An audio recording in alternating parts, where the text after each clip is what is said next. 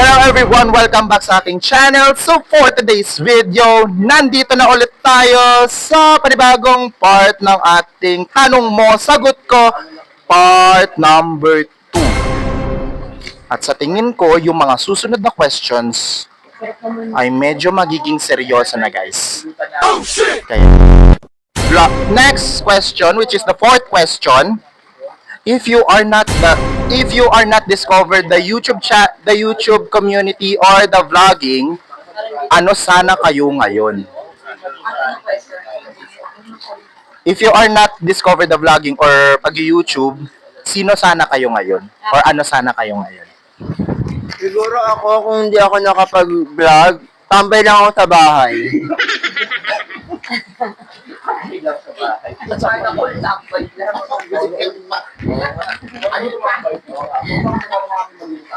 Tambay lang ako sa bahay, nanonood ng TV, kakain, maghugas ng pinggan. Bakit di ka ba Di ka wala ka ba plano mag-regular board? Hindi na. Meron naman po ate. Oh. Kaso, hindi kaya ng time ko. Hindi tayo ng time yung mag-regular board. Oo. Magulo. Ganda-gandahan lang tayo. Oo. Bawal siya matago. Prinsesa siya. Pero masipag po ako. Ay ate, ikaw na. So kung di nag-pandemic, wala tayo dito sa vlogging industry. Wala tayo sa YouTube world, no? Siguro nagko-focus na ako sa kanya. Char.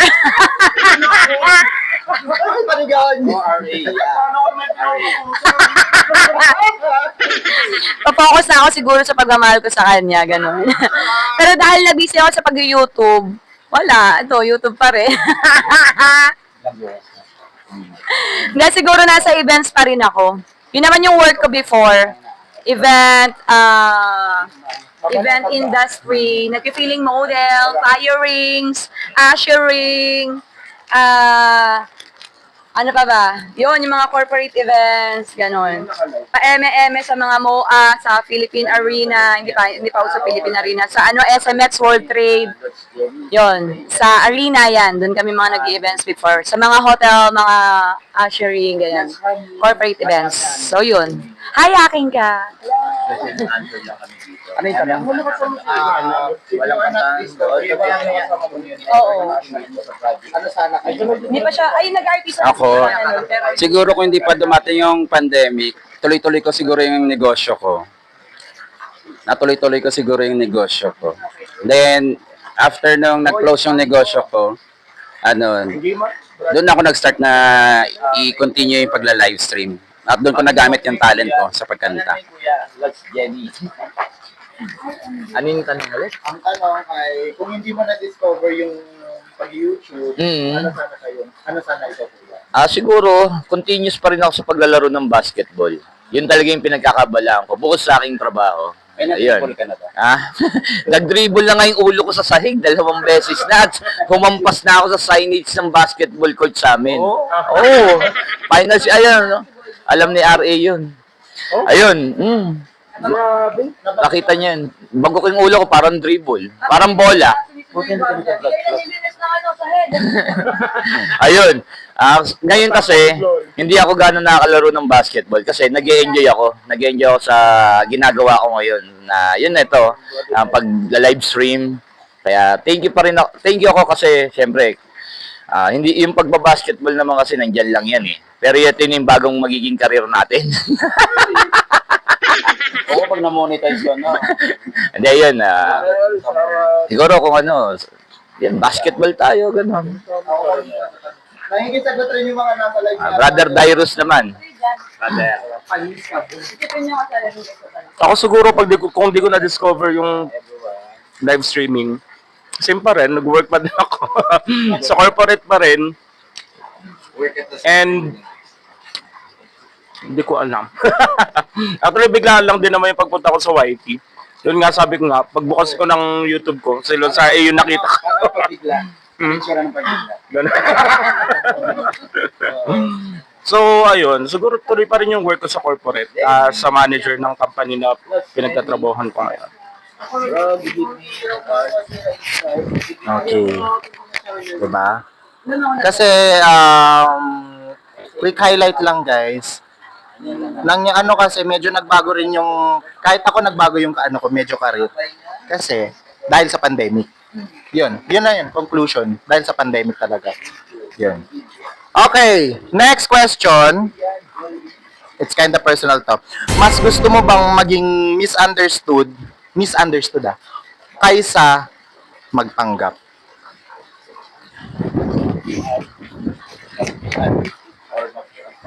Maging misunderstood or hindi nakakaintindihan, hindi nakakaintindihan. Kaysa nagpapanggap. Misunderstood is naiintindihan kaysa magpanggap. O, di ba? Ay, ano yung question? Hindi ko neryosa. Parang ang lalim nun ah. Nung hindi ka naintindihan, kaysa sa magpapanggap ka. Siguro doon na lang ako sa hindi ako naiintindihan kaysa nagpapanggap ako. Yun. Yung pinakamagandang sinabi ko. Nakakayana. Oo. Kasi feeling ko, okay na naman hindi ka nila maintindihan kung ano nararamdaman mo. Kasi nagpapanggap ka, nagpapanggap ka sa sarili mo na okay ka kahit hindi. Yun ba, nang huwag na hugot sa'yo yan, Naray. Kasi ba't ako sumasagot? Okay lang, sagot ka din. Kasi for me, kung magpapanggap ka sa sarili mo kasi, parang, nga no. You're using, parang naglolokohan lang. Yan lang. Yun na lang. Hindi. Hindi naman. Okay, nagpapanggap. Di mo naman kailangan magpanggap. Sabi nga nila, less is more, di ba? Kasi nagpapanggap ka kahit wala naman talaga. Tapos, kung di ka naman din nila maintindihan, ako kasi mapang-deadma ako eh. Wala akong pake, parang ganun ako eh. Kung di mo ako mag-gets, di mo ako maintindihan, wala akong pake, ganun. Bahala ka sa buhay mo, basta ako buhay, charot. Oo, mapake lang. Ano ulit yung tanong? Gusto mo ba maging misunderstood o hindi ka naintindihan ng tao kaysa sa magpapanggap?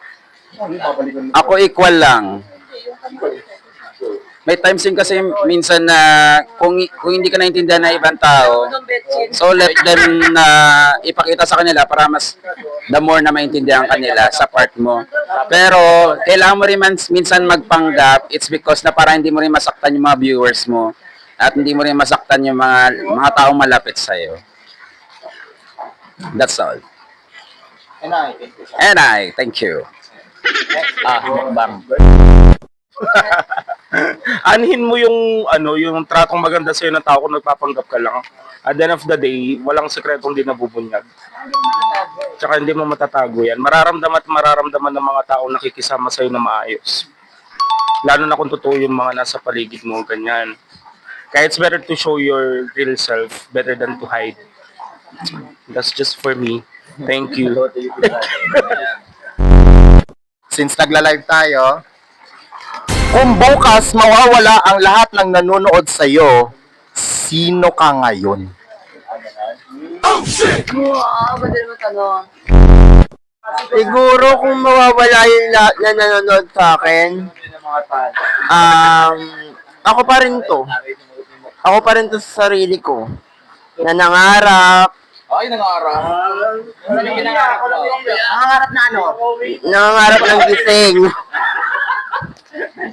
Nangarap na sumikat, na makilala. Ayun, siguro kung wala yung mawala may manonood sa akin, okay lang. I accept. Ayun, pero ayoko mawala siya. Si Ryan Dayan. Kung mawawala ang viewers ko ngayon, sino na ako bukas? Osang, ang itawag mo sa akin. Osang, punta na kayo. Nasa Quezon Ab lang ako. Kung may kembot.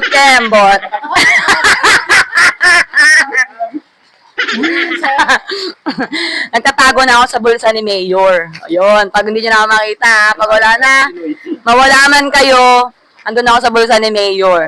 Tapos, pwede ring osang ang itawag. Pili na lang kayo sa dalawa. Reset.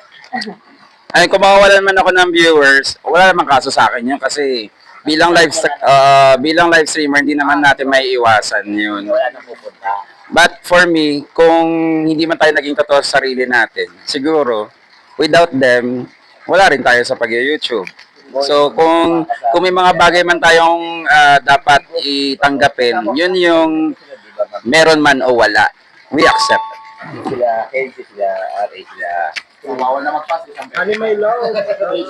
Ako siguro, babalik ako sa dating ginagawa ko.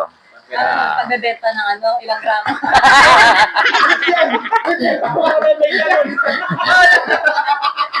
Siyempre, talagang kahit naman nandito na ako sa pag-LS nakapokus pa rin naman ako sa trabaho ko. Siguro, magpo-focus ulit ako sa pagbabasketball. Nakulo ko talaga to si RA. At unang-una, siyempre, bago lang naman tayo sa industriya ng YT. So, para sa akin kasi, tatanggapin natin kung wala na tayo ulit. Pero hanggat nandyan si Baby JM, Baby JM, I love you, Mama Chup Chup.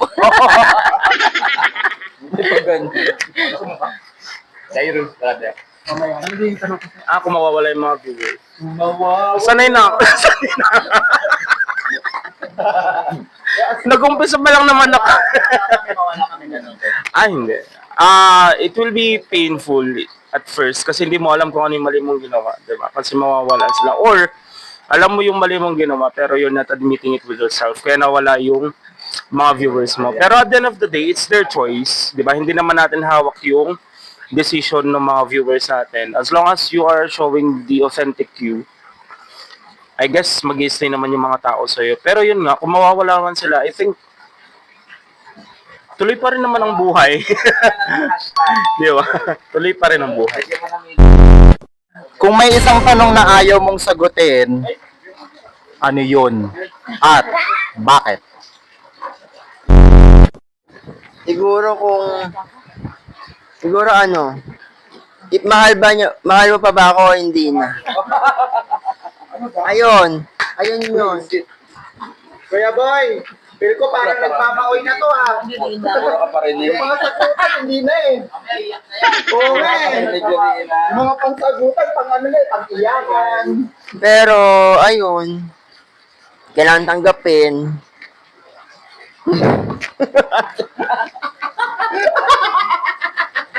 Puro parinig Sabi nga sa'yo, Jolita, di ba, after 5 years, narinig mo yung kanina.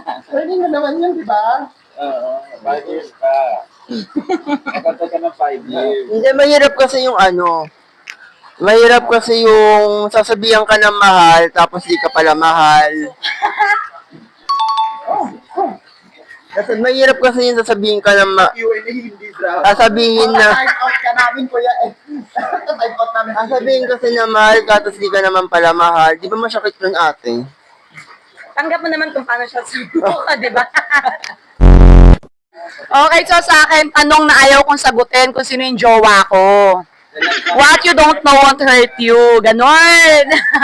Di ba? Kasi pag sinagot ko, wala na. Wala na. Hindi na kayo mahiwagaan kung sino siya. Sino sa kanila. Okay, sikaw na. Para sa akin yung tanong, kung kailan ako mag-aasawa. Hindi pa ako ready. Patanda mo yan, ka pa ready? Paganda mo yun, kaparedy. Paganda mo yun, kaparedy. Napakain ko. Okay naman sa pagana sa Hakdog mo. Visit ka.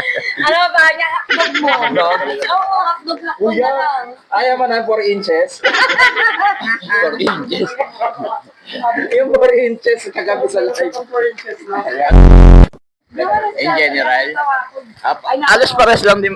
alos pares kami ni Kenzie rin siguro. Ano, kung kailan ka mag-aasawa? Oo. Actually, Ganun din, wala rin siyang bagay, kuya, 21 pa lang ako. Sa hirap ng buhay ngayon, di ba? Ilan pa? Ilan pa yan? May vlog siya. Hindi. Seryosong tanong. Seryosong sagot din. Ayoko nang masaktan pa ulit. Siyempre. Naranasan ko nang masaktan eh. Minsan na lang ako umibig eh. Eh yun, siyempre. Ayoko na ulit masaktan. Yung bansa na yan. Ayoko na ulit masaktan kasi minsan lang ako ulit umibig. Anong bansa? Ganun pa yung nangyari. Brother, dahil to say na. Sa akin na pala.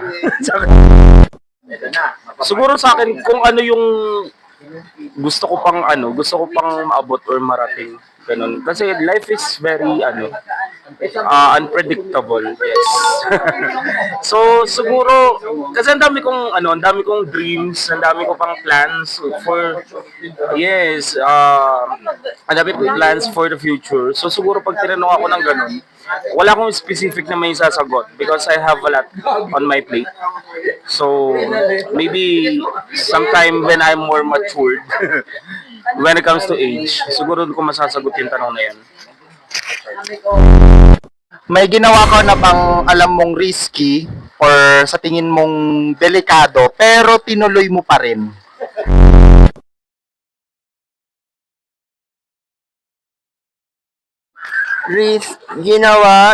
Siguro yung ginawa ko pa rin. Siguro nung nag-try ako mag-suicide. Open tayo dito guys. Open tayo dito. Oh, go. Siguro yung nag-try ako mag-suicide yung parang yung ano-ano na ako sa mundo na parang lahat ng tao ayaw sa akin, wala naniniwala sa akin, parang siguro napuno na yung utak ko na tapusin ko na yung buhay ko. Pero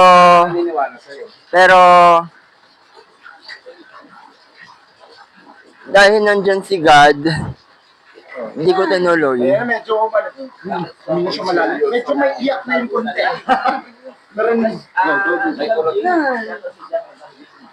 Siguro, ilang beses ko lang ginawa yun, siguro mga 5 times na. Okay lang mas. 5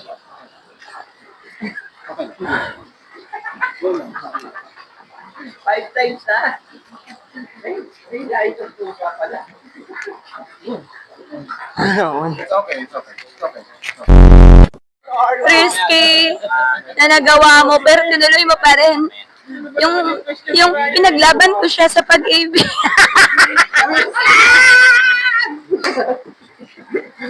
Ano pala tayo papang?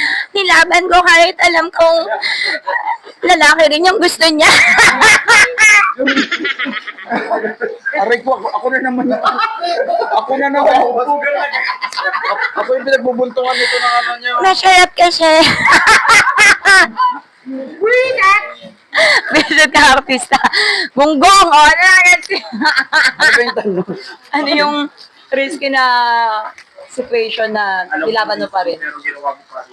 Ayan. Yung risky na ginawa ko pa rin, yung pag-upload ng mga bawal sa YouTube, ginawa ko pa rin. Pero at the same time, sa katagalan, Anong video yan?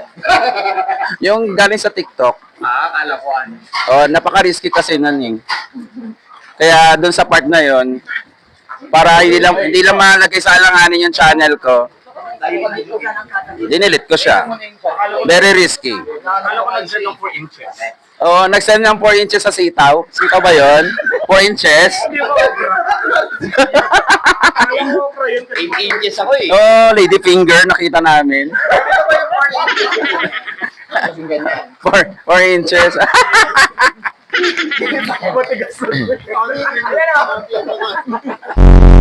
Hindi sa YT. Alos same kami na experience ni Mukbang. Ako'y nag-attempt na rin akong mag-suicide. Ano na yun? Yung time na yun kasi about naman yun sa ex ko. After nang mapagkasundo ko sila ng pamilya niya, bigla na lang akong iwan sa ere. So, nung panahon na yun, syempre, seryoso na ako. Akala ko, okay na eh. So, Pero nung hindi ka namatay, sabi ko, buti na lang, hindi ako namatay. Alam niyo ba ang ininom ko noon? Sunrox. Sunrox. Oo, totoo yun. Oo, sunog yung bituka ko noon. Isang basong malaki yun. Ininom ko, purong Sunrox yun. Alas pares kami ng ano ni Mukbang. Pero isang beses ko lang ginawa, compare kay Mukbang, 5. 5 times niya ginawa yun, ha. Ako isang beses lang, ha? Dahil nga sa sobrang pagmamahal ko sa babae. Ganon. Yun yung ano ko, ginawa ko na talagang, siyempre, ano yun, kasalanan sa Panginoon yun. Kasi nung mapanahon na yun, siyempre, magulong isipan ni Boy B. Ayun. Okay, brother? Bigat naman ang question na yun. Risky. Putukan pero may iba na palang Ako siguro nung ano, I chose to stop studying. I chose to work rather than to continue my studies. Kasi, yun nga, we're not that, hindi kami ganun comfortable in life. Hindi kami mayaman. So, since we are 4 siblings, 4 kami magkakapatid. So, I chose to stop muna. I took the risk to find the work. Well, it is worth it since, natapos na yung pangalawa naming panganay. Then, the rest, the other 2 are still studying by now. So, my plan is to, of course, for them to pursue their careers. So, naging risk sa akin because hindi ko alam kung makakahanap ako ng career ko without any diplomas, right? So, yun. I think that's the most risky things that I've done. Pero it's my choice. Ayan. Ngayon, ano yung isang bagay na papasalamat mo sa sarili mo at ano yun? At bakit? Siguro yung bagay na pinagpapasalamat ko sa sarili ko is kung gumigising pa rin ako araw-araw, lumalaban sa buhay. Thank you kay Lord kasi lagi niya akong ginagabayan sa mga ginagawa ko. Ayun lang. Ano yung pinagpapasalamat mo sa sarili mo? What are you thankful for yourself? Na mapang-deadma ka sa mga bagay-bagay. Lalo na sa atin, as live streamer, di ba? Parang hirap kung papatulan mo lahat. Pumapatulo ka, pero may mga bagay na hindi mo dapat patulan, di ba? And it's called being classy. Kasi nga, ang breeding hindi nabibili. Ang damit, kahit anong suot pa sa'yo, gano'ng kaganda, gano'ng kagaganda dyan. Pero kung wala kang breeding, di ba? Hindi, never. Never yan mabibili. May mga nakita kong gano'n todo postura, todo aura, pero, oh my gosh, pag nakita mo yung ugali, wala. Yeah. Nandiyan ba yan palang chat ba? Wala. So yun, kaya kahit anong BS mo pa, sarili mo, kung talagang wala kang breeding, lalabas at lalabas. Ano yung lalabas niya? Yung kunwari, social siya. Kunwari, social na siya. Kunwari, mayaman na siya. Visit. Pray pala yun. Boss ka to. So, yun. Pang-deadma, hindi mapagpanggap, di ba? Mahirap kasi nagpapanggap ka. Ay, yung taong hindi ikaw, mas madaling alam mo yun, mas chill ka sa buhay pagka talagang ikaw lang yan. Ganun. You don't have to pretend to be loved by someone or by somebody. Nakakasama niyan. Ano yung tanong? Ako din, nakalimutan ko. Ano yung pinagpapasalamat mo? Brother ko at bakit? Bimbi, I said, get my medicine. Pinagpapasalamat ko sa sarili ko.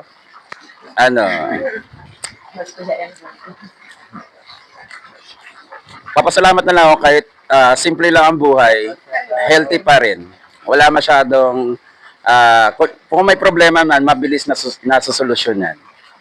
Tsaka never na ako nag-iisip ng mga nakaka-stressful sa isip para lang dalhin mo araw-araw. So, all you have to do is surrender your problems and mga negative vibes kay Lord kasi siya rin magawa ng paraan para maging maayos yung flow ng buhay mo araw-araw.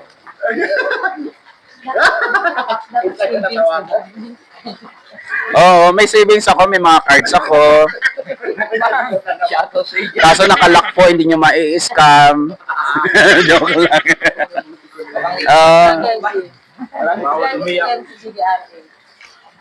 Tapos ka na? Nakalock po yung mga cards ko, guys. Okay. Ang pinagpapasalamat ko kasi nadagdagan ng aking mga kaibigan.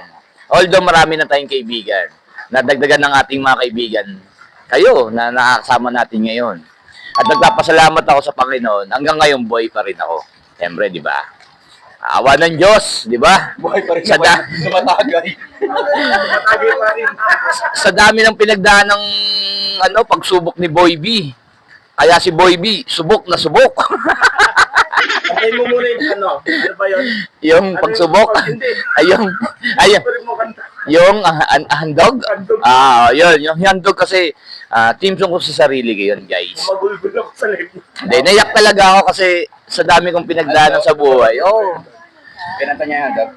Naiyak ako nun. Siyempre, Favorite song mo, Flexman. Dexman. Pero yung pinakahandog kasi yun yung parang naging, yun, nagpapasalamat ako. Siyempre, nadagdagan natin mga kaibigan. Kayo, Team Gunggong, Team Kaartista, Team Tropa at Tropang YT.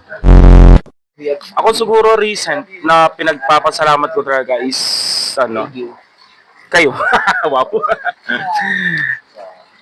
The friends that I never thought of na my experience ko siya ulit in life because again, British accent. British accent. Hindi kasi nung namatay yung best friend ko way back in 2019, nakwento ko na din naman sa live na I never make friends. Hindi na ako nagtatrust ng ibang tao or hindi ako nakikimingle sa ibang tao or nakikisama kasi it's very painful to lose a friend or best friend mo pa, di ba? So, nung last year na na-meet ko yung Team Gunggong, Team Kaartista, and na-meet ko sila in person, kayong lahat. So, nagkaroon ako na parang hope that there's still a chance in life that you could encounter true people around you that can make you feel that you are belong. Ganyan. And you can make it too, guys. Through the fire. So, ayan. Maraming salamat sa inyong lahat, guys. I'm very thankful for all of you. Through the fire. Okay. The way you answer, doon mo mas nakikita kung gaano kataas yung IQ ng tao, di ba? Nagkakayakan na sila! Saka lang, hindi ako kung mag-message kay Julina sa sarili niya,